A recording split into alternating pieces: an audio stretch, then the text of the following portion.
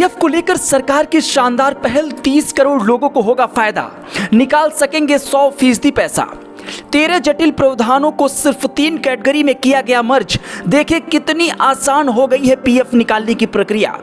आज हम बात करेंगे प्रोविडेंट फंड यानी पीएफ को लेकर केंद्र सरकार के हालिया बदलाव की, जो वाकई में कर्मचारियों के जीवन को आसान बनाने वाली एक क्रांतिकारी पहल है।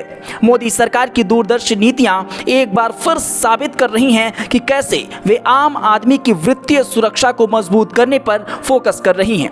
ईपीएफओ ने नए नियम जारी किए हैं जो पीएफ विड्रॉल को सरल, तेज और ज्यादा फायदेमंद बनाते हैं। सबसे पहले पुराने नियम की बात करेंगे। पहले पीएफ से आंशिक निकासी के लिए 13 अलग अलग प्रावधान थे, जैसे कि मेडिकल, शिक्षा, शादी, घर खरीदना आदि।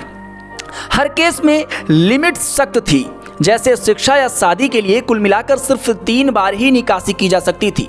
सेवा अवधि भी लंबी होती थी और प्रक्रिया इतनी जटिल कि कई बार महीनों लग जाते थे।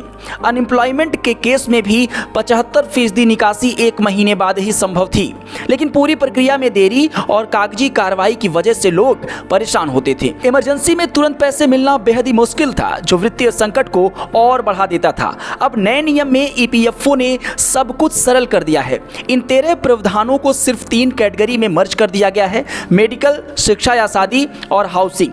अब सदस्य अपने योग्य पीएफ बैलेंस का 100% तक निकाल सकते हैं, जिसमें कर्मचारी और नियोक्ता दोनों का हिस्सा शामिल है।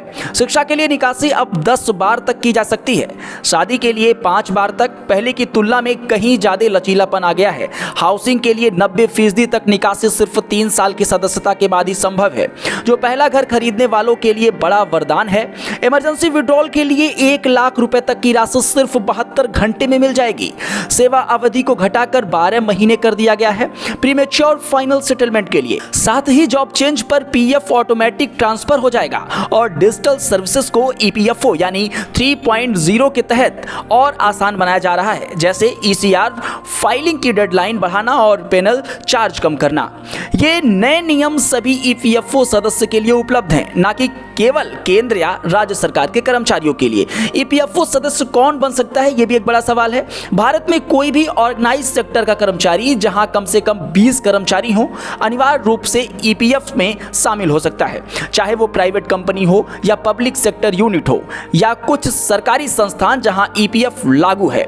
अगर सैलरी 15,000 से कम है तो सदस्यता अनिवार्य है और इससे ज्यादा वाले वैकल्पिक रूप से ज्वाइन कर सकते हैं। यानी ये नियम करोड़ों प्राइवेट सेक्टर कर्मचारी, सरकारी और गैर सरकारी दोनों को कवर करते हैं जो ईपीएफओ से जुड़े हुए हैं।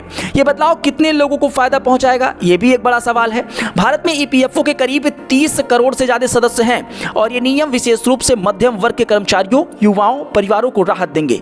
अनुमान है कि लाखों लोग अब बिना देरी के मेडिकल इमरजेंसी, बच्चों की पढ़ाई, घर बनाने जैसी जरूरी कामों के लिए पैसे निकाल सकेंगे।